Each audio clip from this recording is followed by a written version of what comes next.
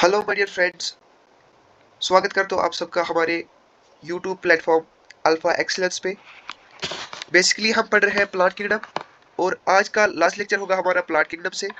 आज के इस लेक्चर में हम बात करेंगे about the angiosperm and economic importance of angiosperms. तो स्टार्ट करते हैं विद एंजियोस्पर्म। अगर हम बात करें टर्म एंजियोस्पर्म के बारे में, it is derived from the combination of two Greek term, angeion which means vessel and sperma which means seed. ये ऐसे प्लांट्स होते हैं जिनके सीड जो होते हैं वो एक स्ट्रक्चर में प्रेजेंट होते हैं। Seeds are present inside a structure termed as fruit, या सिंपली हम कह सकते हैं ये सीड बेयरिंग भी प्लांट्स होते हैं as well as fruit bearing plants होते हैं। और इनकी एक खास बात क्या है, ये बियर करते हैं flowers. Flowers are concerned with sexual reproduction of flowering plants. सबसे recently and highly evolved plants है एंजियोस्पर्म के, इनकी सबसे ज्यादा एडवांसमेंट इन्हीं प्लांट्स में है और सबसे नए नए वाले प्लांट जो बने हैं वो इन्हीं एंजियोस्पर्म के हैं। अगर हम इनके साइज रेंज के बारे में बात करें, they range from the small flower wolffia to a large tree of eucalyptus जो कि 100 मीटर्स का हो सकता है। और ब्रॉडली हम एंजियोस्पर्म को क्लासिफाई करते हैं into two main classes, dicotyledons and monocotyledons. अगर हम बात करें डाइकोटिलेडन्स के बारे में, dicotyledons are characterized by the presence of two cotyledons in seed। और इनके जो लीव्स में वेरिएशन होती है, वेरिएशन क्या होता है मैंने समझाया आपको, कॉटलिडेंस क्या होता है मैंने समझाया आपको मॉर्फोलॉजी में। तो इनमें पाई जाती है रेटिकुलेट वेरिएशन और ये बियर करते हैं टेट्रा और पेंटामोरस फ्लावर्स। उसके बाद अगर हम मोनोकोटिलेडन्स के बारे में बात करें, इनका जो जनरल कैरेक्टरिस्टिक फीचर है, they have only single cotyledon in seeds and इनके पास पैरेलल वेरिएशन देखी जाती है इनके लीव्स में and they bear tetra trimerous flowers. Okay, क्योंकि हम कहते हैं एंजियोस्पर्म की एक खास बात है कि ये देते हैं फ्लावर, तो सारा चर्चा जो यहाँ पे होगी वो होगी फ्लावर के रिगार्डिंग। सबसे पहले अगर हम फ्लावर की जनरल डेफिनेशन के बारे में बात करें, it is the modified shoot which is concerned with the sexual reproduction of the flowering plants, and it bears the male part termed as a stamen and female part termed as a carpel or pistil। ये स्टबर and carpel जो है they are considered as sex organs of flower. Okay, तो बात करते हैं microsporophyll के बारे में। माइक्रोस्पोरोफिल हमारा स्टबर ही होता है, इसको मेल पार्ट ही होता है and it consists of the filament and anther at the tip. आपने माइक्रोस्पोरोफिल देखा है, मेल पार्ट आपने देखा है मॉर्फोलॉजी में। हम थोड़ा यहाँ वो डायग्राम मैंने मेंशन नहीं किया है क्योंकि सिंपल है वो सारा, आपने लोअर क्लास में भी देखा है कि कैसा होता है male part and female part. और इन द एंथर यहाँ पे प्रेजेंट होते हैं पोलर मदर सेल्स।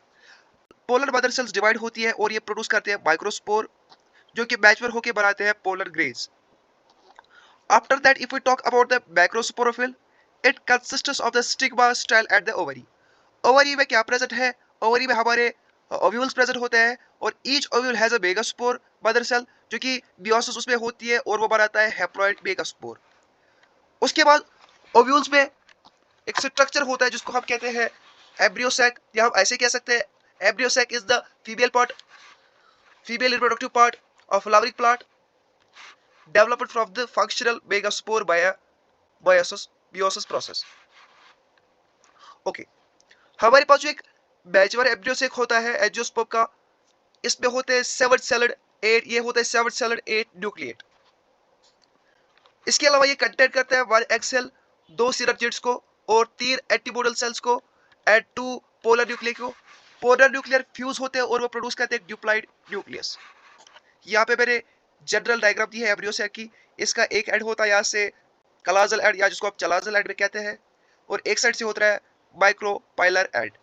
यहाँ पे आप देख सकते हैं पोलर न्यूक्लियर है, सेंट्रल एक्सेल है, एंटीपोडल सेल्स है, सिनर्जिड्स है और यहाँ पे फिलिफोरम एपरेट्स। सबका अपना अलग अलग फंक्शन है, वो यहाँ पे डिस्कस करने की जरूरत नहीं, आप अपने क्लास 12 में आप वो डिस्कस करेंगे जब आप पढ़ेंगे रिप्रोडक्शन इन फ्लावरिंग प्लांट्स।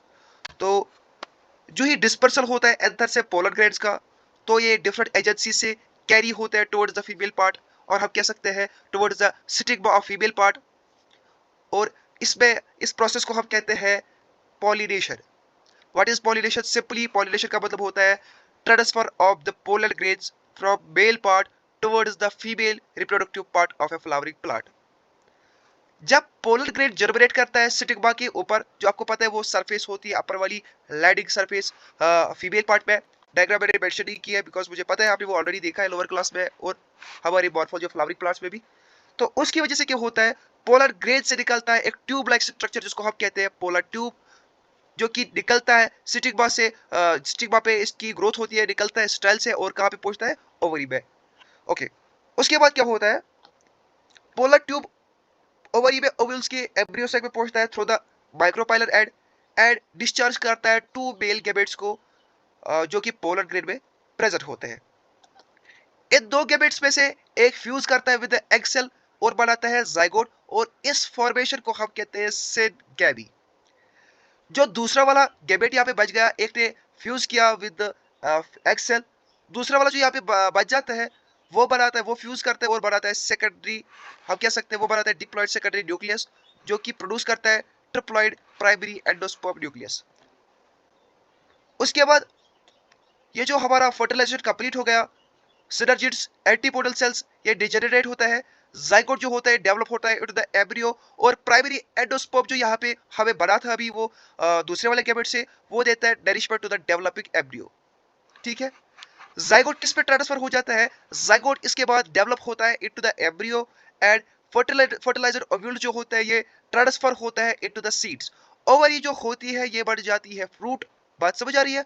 तो इस तरीके से, और जो जो यहाँ पे ओवरी की वॉल होती है ये बढ़ जाती है फ्रूट वॉल। जिस टेक्निकली अगर फ्रूट की डेफिनेशन जा रहे हैं, it is the ripened ovary. Simply मैं आपको ऐसे समझा सकता हूँ, जो ही फर्टिलाइजेशन हो गई, ओव्यूल्स जो होते हैं वो ट्रांसफर होते हैं इनटू द सीड्स, ओवरी जो होती है it is transferred into the fruit, ovary की जो वॉल होती है it is transferred into the fruit wall. बात समझ आ रही है?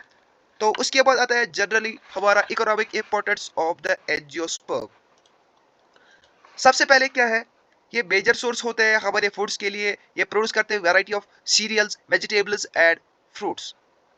इसके अलावा ये कुछ एडिबल ऑयल्स के सोर्स भी है, जैसे कि ग्राउंडनट से निकलता है, मस्टर्ड से निकलता है, सनफ्लावर से निकलता है एंड कोकोनट से निकलता है।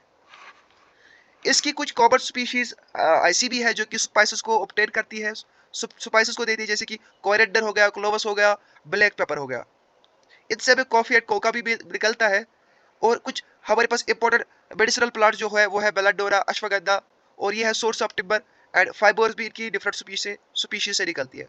तो इसके साथ हमारा पूरा प्लांट किंगडम कंप्लीट होता है।